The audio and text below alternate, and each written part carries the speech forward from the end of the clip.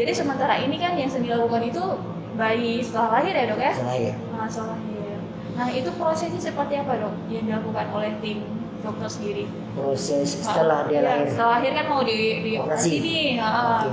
Jadi tadi sarannya udah kita ceritakan. Ya. Nggak banyak cara lain ya. Di Indonesia orang yang mampu bisa bayar. Ya. Orang miskin saya udah carikan donatur dari New York, Amerika, Smile Train Amerika. Ya. Mereka bisa bantu gratis. Jadi ibu-ibu yang punya anaknya dan nggak punya duit, nggak perlu susah mikirin cara operasi atau biaya operasi bibir sumbing. Kita bisa lakukan operasi kalau di Aceh itu ada di Rumah Sakit Malahayati gratis, hanya bawa kakak saja, bawa kakak. Jadi gampang sebenarnya, bagi ahlinya gampang, tapi nggak usah terlalu dipikirkan karena itu kita punya kemampuan yang maksimal. Kemampuan kita udah standar seluruh dunia sama. Ya. Kita bisa kerjakan bibir sumbing, apakah yang sebelah, yang dua belah, yang berat, kita udah bisa kerjakan sampai mendekati rumah. Sampai anak itu merasa dia diterima oleh lingkungan dan tidak merasa menarik diri, tidak ejek, betul. Jadi hilangkan pikiran bahwa anak cacat pemberian Allah dan usah diperbaiki, itu salah.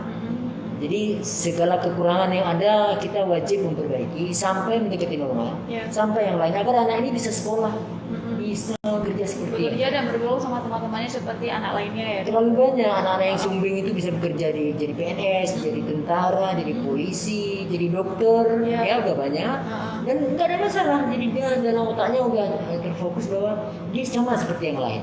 Jadi kita nggak perlu ragu sama itu. Ya, seperti tadi di awal dokter bilang kan, apabila si ibu sudah mengetahui anak yang dalam rahim sudah mengarah ke bibir sumbing, tadi jangan panik ya dokter. Jangan panik, jangan bawa stres karena itu akan memperburuk keadaan si bayi juga.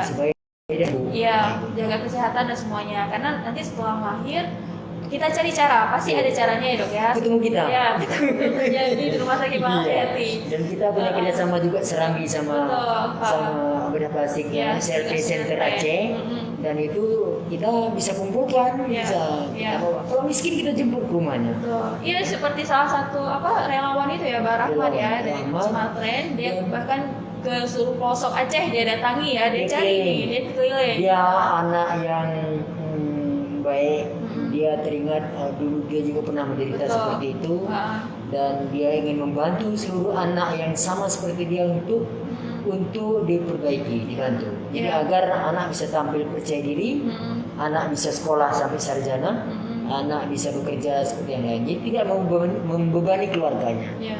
Saya kira itu motivasi cukup bagus, dan dia masih mau bekerja kemana-mana dengan semangatnya itu ya dokter. Atau mungkin bagi Syederul mungkin belum bertemu nih sama ya, bisa mungkin langsung ke Rumah Sakit Malahayati, bisa langsung bawa anaknya ke Rumah Sakit Malahayati, nanti mungkin akan dilakukan tindakan apa selanjutnya. Atau kita periksa dulu. Ya, kita periksa. Tadi kan syaratnya juga sudah disebutkan dok. Tapi kalau jauh bisa pakai WA kok, nggak apa-apa. Oh gitu. Bisa, ya. Atau kalau mau WA langsung ke dokter boleh? Ada nomornya nanti, nomornya bisa klik, bisa cari di YouTube saya, bisa cari di internet, di Google itu ketemu ya. Bisa hubungi saya kapan aja. Atau nanti bisa kita informasikan lah di media cetak Saham Indonesia, Dr. Jalani maupun nomor Bang Rahmat dari Sumatera. Jadi bagi Syederul di berbagai pelosok di daerah Aceh ini yang mungkin mengalami anaknya bibir sumbing, nanti bisa menghubungi Dr. Jalani atau Bang Rahmat ya dok ya. Nanti kalaupun nggak ada biaya mau dijemput lagi. Ini untuk keceriaan dan senyum anak-anak Aceh ya dok ya. Untuk kebahagiaan saya sebenarnya. Saya paling susah melihat kalau orang itu jelek. Ya. Apalagi yang sumbing itu jelek. Saya pingin anak-anak tampil ceria sama seperti yang lain. Karena saya punya kemampuan, kita punya kemampuan, dan kemampuan itu nggak perlu dibeli, gratis. Saya bisa berikan gratis. Jadi nggak perlu pikiran itu dibayar. Apalagi orang miskin, ya udah bilang aja saya miskin gitu. Jangan miskin naik mobil CRV, ya kan? Tapi miskin kok naik beca, itu normal aja. Jadi kita akan bantu penuh. Kalau memang di rumahnya jauh nggak ada biaya, laporkan, kita jemput dan kita kasih biayanya. Ya. Saya akan cari bantuan kemana aja. Insya Allah dokter. Nah dok, ini kan setelah dioperasi nih bibir sumbing itu apakah ada pengobatan selanjutnya atau apa yang harus dijaga dalam proses pemulihannya itu? proses ada mesinnya kontrol untuk buka benang karena benang spesial kita pakai dan ada bekas. Ya. Jadi nanti cuman kalau kemudian punya garis kecil saja.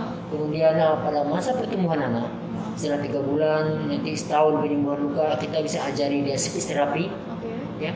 Nanti kita akan periksa kembali apakah giginya udah pas. Kalau giginya masih ada celah kurang bagus kita akan operasi cangkuk tulang di situ. Cangkuk tulang. Cangkuk tulang. Tulang bisa diisi.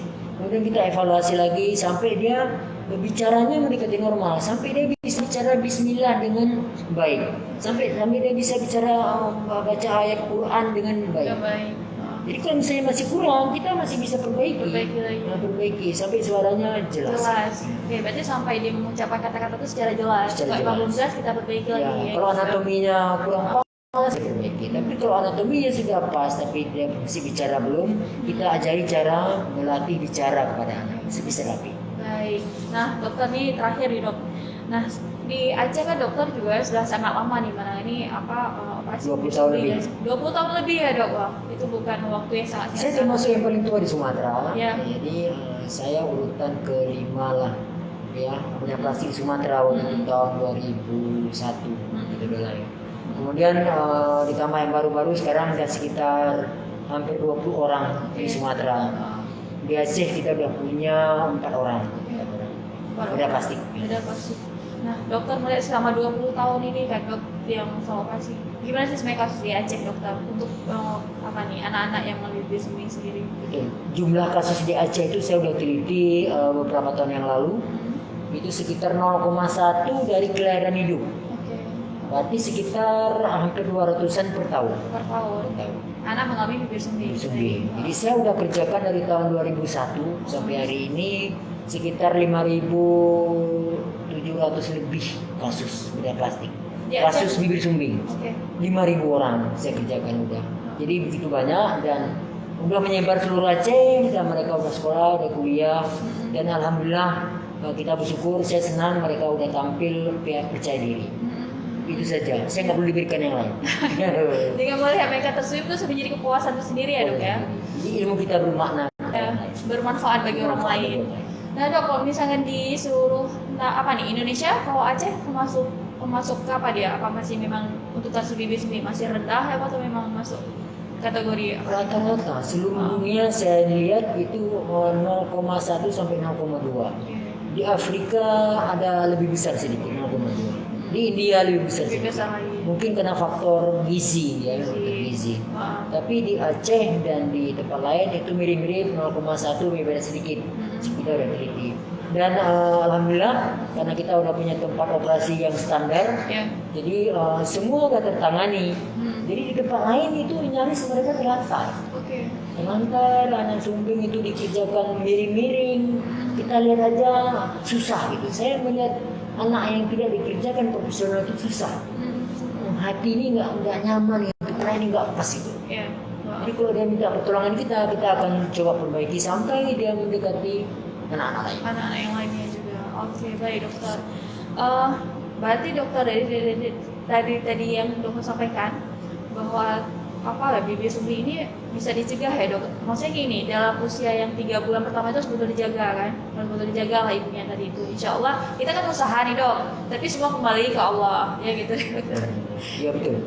Jadi begini Abu Husna. Jadi kalau memang cara mencegah agar tidak muncul di samping doa, pertama kalau ada punya riwayat keluarga sumbing, jangan kawin sama-sama sumbing. Jadi misalnya ada neneknya satu yang sumbing, di bawah jangan kawin sama-sama yang sumbing, karena bakat itu akan muncul, akan timbul lagi. Jadi biasanya kalau dia ada yang sumbing satu, jadi keturunan berikutnya nggak pernah ada aja. Kecuali nanti ketemu sama keturunan berikutnya yang ada sumbing juga muncul lagi.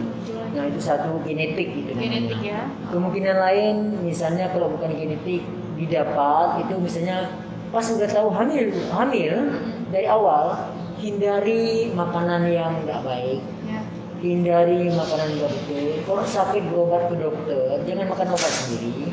Hindari makanan yang mencemari, jamu segala macam. Kemudian makan makanan bergizi. Terakhir Berdoa semua, kita pasangkan semua Ya, ya. jadi pemberian Allah kita berharap pemberiannya yang terbaik. Oke, baik. Terima kasih banyak sekali Dokter Jali. Saya tahu ini dokter sebenarnya lagi ada tugas operasi, tapi menyempatkan waktu beberapa menit berbincang di di podcast kita hari ini, informasi kepada saudara semua. Dan tentunya terima kasih banyak dokter.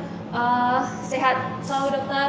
Sehat, Husna, alhamdulillah. Ya, sukses terus juga dokter. Dan Amin. semoga bisa terus memberikan senyum ya. Memberikan senyum baru baru. kepada anak-anak yang memang tidak diberikan senyum yang baik. Ya. Senyum juga, cuma miring gitu kan. Baik, maka dilakukanlah sedikit operasi lah gitu ya, supaya dia lebih agar sama seperti anak lain ganteng gitu ya, sama seperti anak yang lain.